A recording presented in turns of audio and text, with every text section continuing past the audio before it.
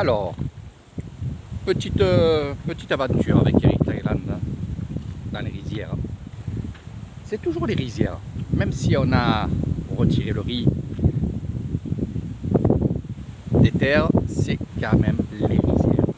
Et ça va être le bonheur pour les buffles, les vaches qui vont toute la journée brouter l'herbe et bien sûr la paille qui reste du riz. Et ça, c'est très bon pour les terres. Dans cette beauté aussi, c'est la deuxième beauté que j'appelle moi. Il y a plusieurs beautés dans les rizières. Il y a évidemment quand c'est ouvert, c'est beau, c'est agréable de voir ça, cette verdure à perte de vue. Et quand on récolte justement le riz, maintenant c'est fini, il reste encore quelques petites terres, parce qu'il y a des hectares de terre évidemment. Maintenant on va ramasser la paille et on va en faire des ballots. À l'époque, il n'y avait pas les machines pour faire les ballots, donc on ramassait ça à la main et on faisait ces systèmes de pyramides qu'on voit encore, hein. Il y en a encore qui font ça parce que bon, ils n'ont pas la machine, puis après ils ne vont pas payer quelqu'un pour ramasser la paille. Alors c'est vrai que petit à petit je vois que les gens ne le font pas à la main, ils prennent une entreprise et ils viennent faire la paille. Alors pourquoi? Parce que de plus en plus les villages deviennent vieux, les jeunes partent travailler à droite à gauche, ou alors ils font des études et ils vont dans d'autres villes que Cassévissaï ou Rouaette, et évidemment les paysans se retrouvent seuls. Et qu'est-ce qu'ils vont faire? Leur famille, petits-enfants, enfants, ils vont donner de l'argent aux grands-pères pour pas qu'ils aillent dans les terres et qu'ils prennent une entreprise pour le faire. Donc ça se fait de plus en plus. Tant mieux, je dirais, parce que c'est vrai que pour nous, qu'on vienne d'ailleurs que l'Isan et que la Thaïlande, c'est bien de voir les traditions. Mais il faut savoir une chose, c'est que ça puise les gens. Donc si avec ça, on enlève un peu de tradition, mais qu'on donne un peu d'années en plus à vivre aux paysans, ça vaut le coup. Moi je dis, franchement ça vaut le coup. Hein, voilà, tout ça pour vous expliquer que quand même travailler les terres c'est dur. La vie des rizières, ça veut tout dire. Quand je dis la vie des rizières, c'est pas ce que vous voyez là, évidemment, parce que vous allez me dire une fois qu'il n'y a plus de riz, pourquoi tu dis la vie des rizières? Justement, vous allez découvrir la vie des rizières avec Eric Thailand, que ce soit en motobike, que ce soit à pied aussi, parce qu'il y a plein de choses qui se passent dans les rizières le soir, du moins à la tombée du jour et au lever du jour. Il y a ces cueillettes de crabes, cueillettes de petits coquillages, d'escargots aussi. Donc il y a toute cette cueillette qui vont se faire. Et là, bon, maintenant, on va voir un petit peu, mais il n'y a plus d'eau. Il n'y a plus d'eau dans les rizières parce que justement, regardez, les rizières, quand il pleut, avec ces retenues d'eau, donc ce que je vous montre là, c'est mes rizières. Voilà, tout ce carré-là, c'est les rizières familiales.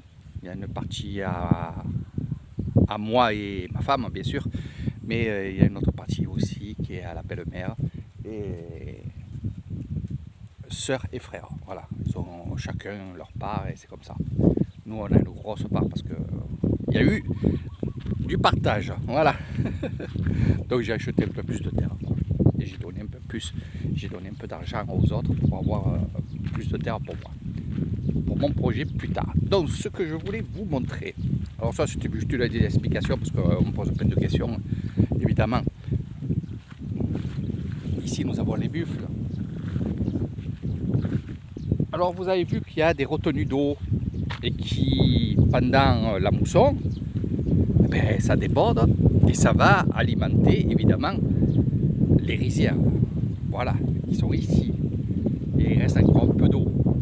Alors quand on va récolter le riz, il va y avoir beaucoup d'eau. Et dans cette eau, qu'est-ce qu'il y a? il y a du poisson, il y a beaucoup de choses. Ah, ben, le vent, ça va être dur.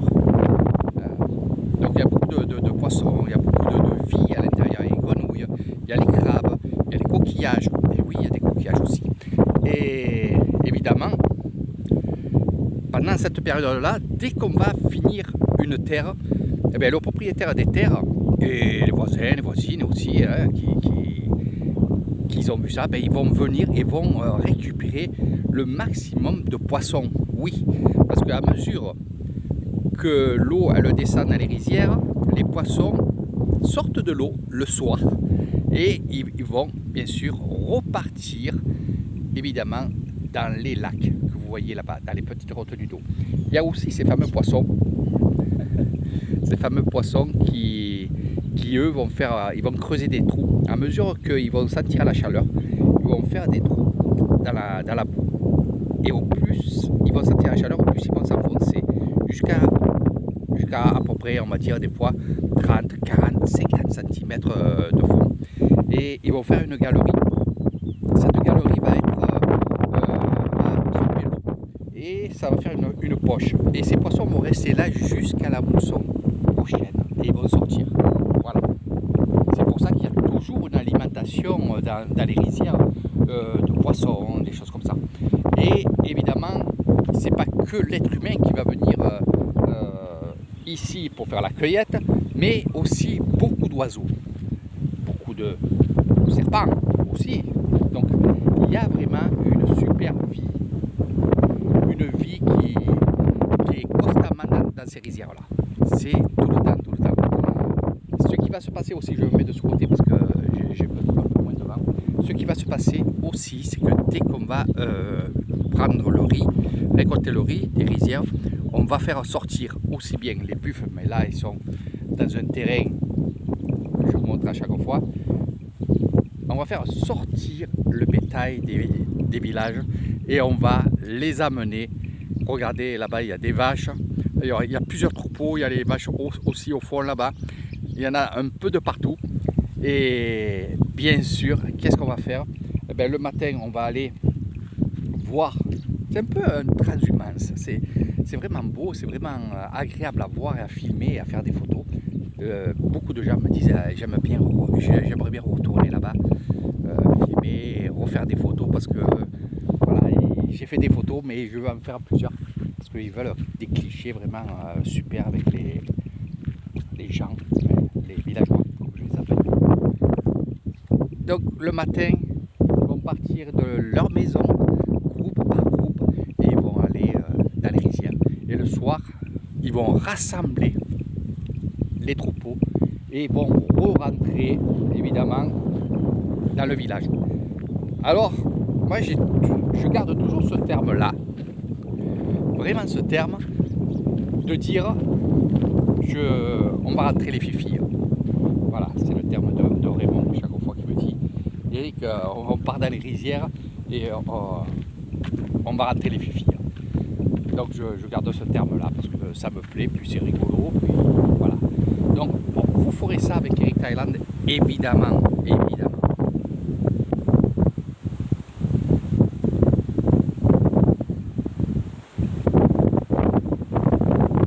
C'est magnifique. Un peu de vent, la nature, les ondes, vraiment il y a tout ce qu'il faut.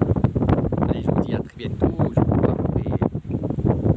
En soirée, le vent, il tombe un petit peu. Voilà. Bon, il ne fait pas tout le temps du vent comme ça. Pour vous, c'est agréable d'avoir ce vent-là parce qu'il fait quand même chaud.